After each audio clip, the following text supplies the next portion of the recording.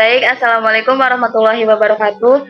Kami dari kelompok 7 yang beranggotakan saya sendiri Nur Hayati dengan NIM C1D1230048. Dan selanjutnya saya sendiri yaitu Ilham Perdana Ibra dengan NIM C1D1230050.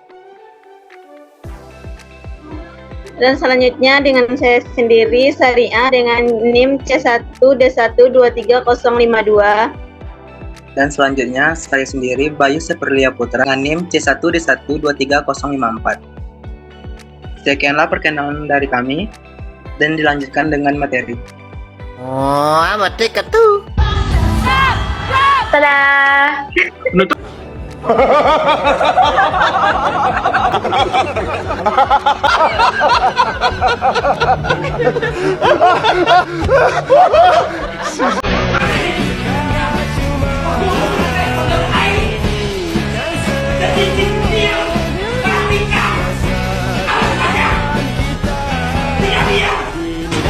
Mari lanjut. Are you ready, kids? Aye, aye, Captain! I can't hear you! Aye, aye, Captain! Oh! Baik, Assalamualaikum warahmatullahi wabarakatuh. Kami dari kelompok 7 ingin menjelaskan hasil kerja kelompok kami. Yang pertama ada definisi perusahaan dagang yang akan dijelaskan oleh Syariah. Pada Syariah, saya berterima. Baik, terima kasih. Definisi perusahaan dagang adalah perusahaan yang kegiatan usahanya membeli barang dagang dengan tujuan menjual kembali tanpa memproses terlebih dahulu. Contoh, toko, supermarket, grosir, pusat-pusat perbelanjaan, perusahaan ekspor-impor, dan lain-lain.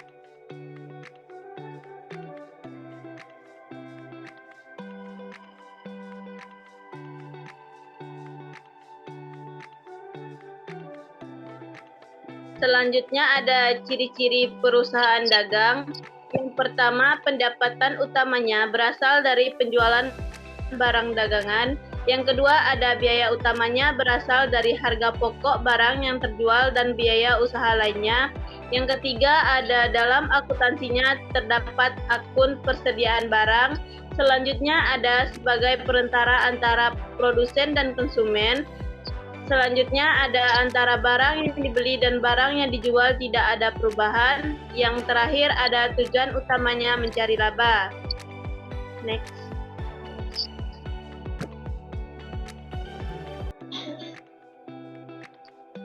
Baik, akun-akun perusahaan dagang. Yang pertama ada akun persediaan barang. Yang kedua akun pembelian dan prepay. Yang ketiga akun rekor pembelian dan pengurangan harga.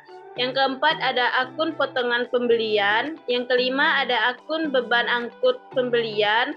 Seterusnya ada akun penjualan. Selanjutnya ada akun rekor penjualan dan pengurangan harga. Dan yang terakhir ada akun potongan penjualan. Terima kasih. Baik, yang selanjutnya akan dijelaskan oleh Ibra kepada Ibra. Baik, terima kasih Nur.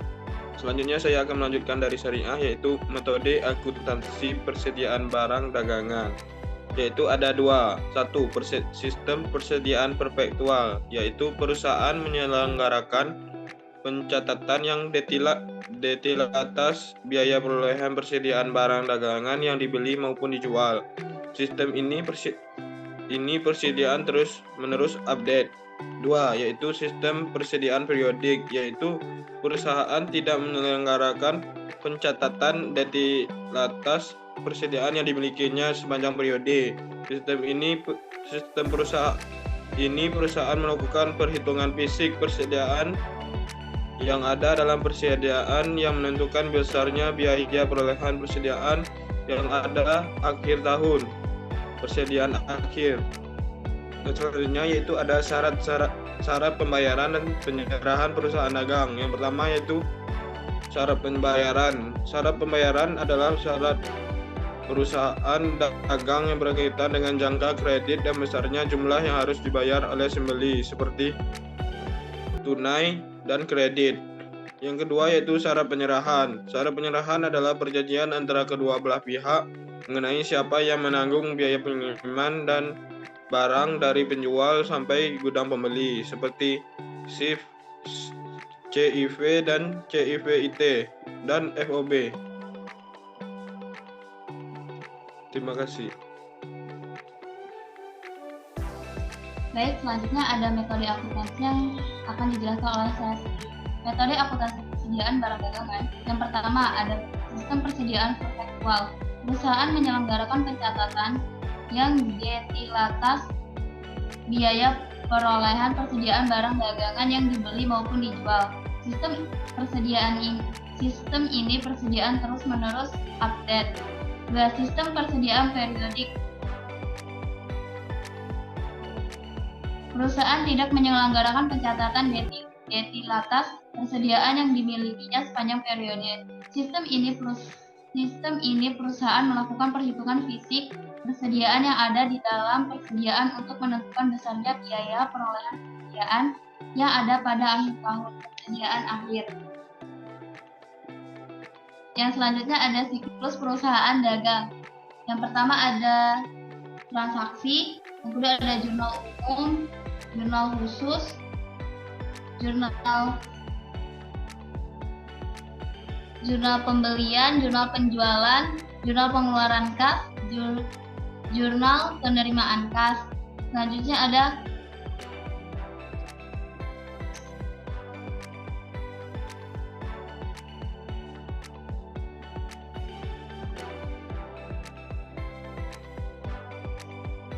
pembukuan. Yang pertama ada buku besar utama, buku besar pembantu. Yang ketiga ada neraca saldo. Yang keempat ada jurnal penyesuaian untuk persediaan barang dagang untuk transaksi bilateral dan akural. Yang selanjutnya ada kertas kerja, neraca saldo setelah penyesuaian, laporan keuangan, laporan laba rugi, laporan perubahan modal, neraca, laporan arus kas. Yang selanjutnya ada jurnal penutup. Setelah itu ada neraca saldo setelah penutupan, dan selanjutnya ada jurnal pembalik. Sini ada contoh soal yang akuntan PT Duta Niaga, sebuah perusahaan distributor generator, pada akhir bulan September 2012 menyajikan laporan posisi keuangan saldo sebagai berikut.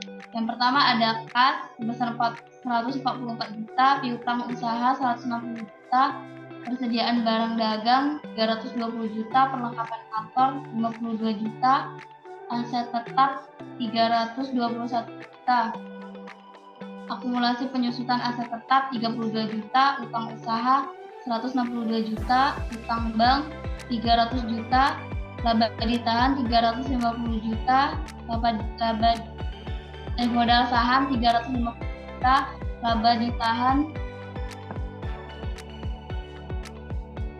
dan ya boleh dilihat sendiri.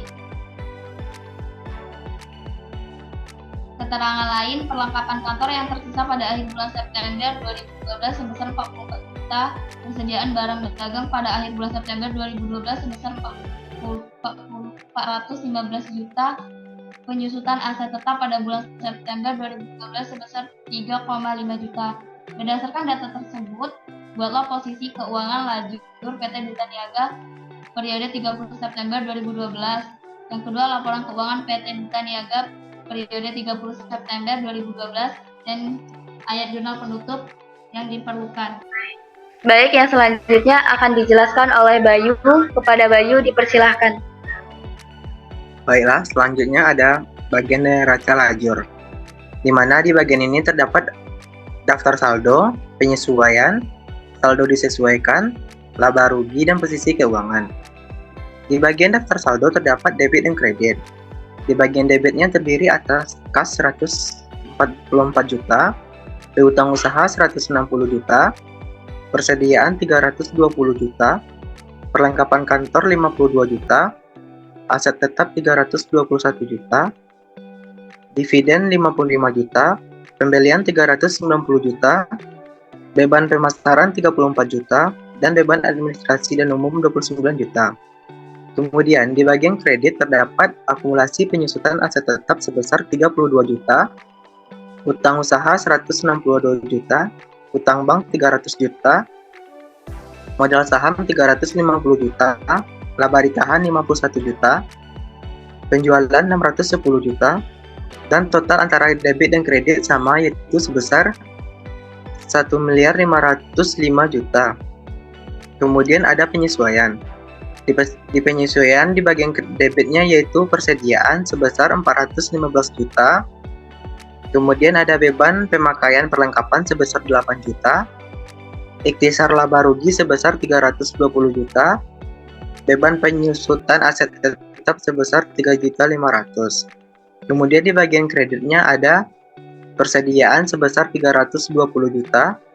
Perlengkapan kantor 8 juta. Akumulasi penyusutan aset tetap sebesar 3.500 dan ikhtisar laba rugi sebesar 415 juta. Di mana total antara debit dan kredit sama yaitu sebesar 746.500.000. Kemudian ada saldo disesuaikan.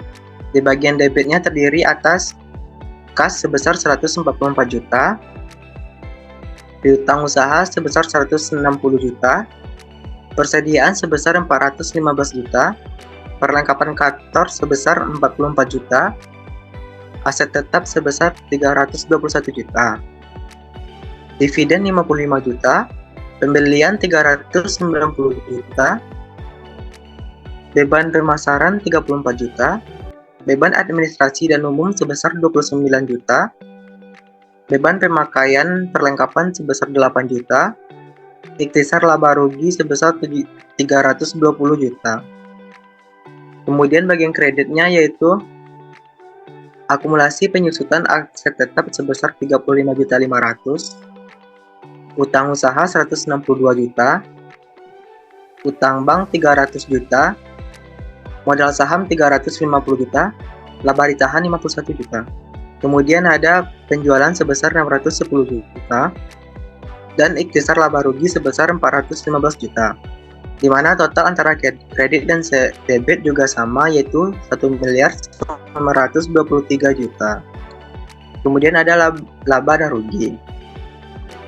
Di bagian debitnya terdiri atas pembelian sebesar 390 juta, beban pemasaran 34 juta, beban administrasi dan umum sebesar 29 juta, beban pemakaian perlengkapan 8 juta, ikhtisar laba rugi 320 juta, beban penyusutan aset tetap sebesar 3.500. Kemudian di bagian kreditnya ada penjualan sebesar 610 juta dan ikhtisar laba rugi sebesar 415 juta, di mana total debit dan kredit yaitu 1.025 juta.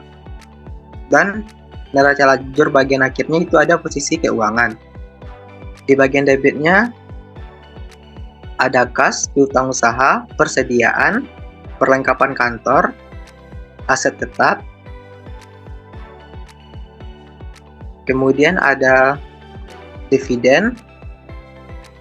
Dan di bagian kreditnya terdiri atas akumulasi penyusutan aset tetap, utang usaha, utang bank, modal saham, dan laba ditahan.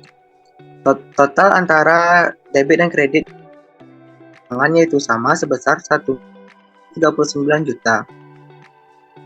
Next.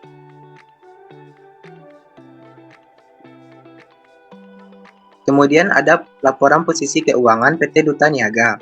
Yang pertama terdiri atas laporan laba rugi. Penjualan.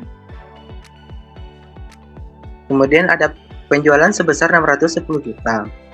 Kemudian ada pembelian. Di pembelian terdiri atas dua yaitu persediaan awal dan akhir. Persediaan awal 390 juta dan persediaan akhir 320 juta. Kemudian ada HPP atau harga pokok penjualan di mana sebesar 415 juta. Laba kotor dari tersebut 295 juta. dan totalnya sebesar 315 juta.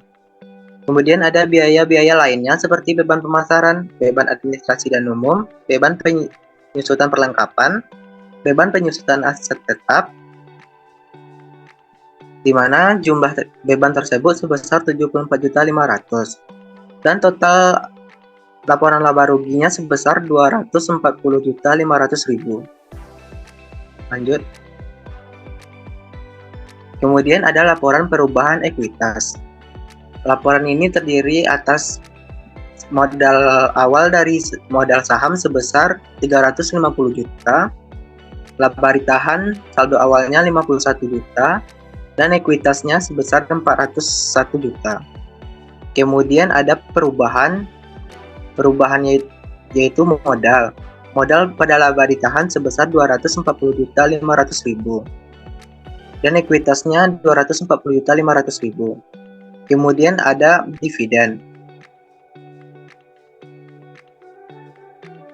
Kemudian ada laba usaha sebesar 55 juta berkurang di laba ditahan dan ekuitas 55 juta berkurang. Dan total dari modal saham sebesar 350 juta. Total laba ditahan 236.500 dan total ekuitas 236.500.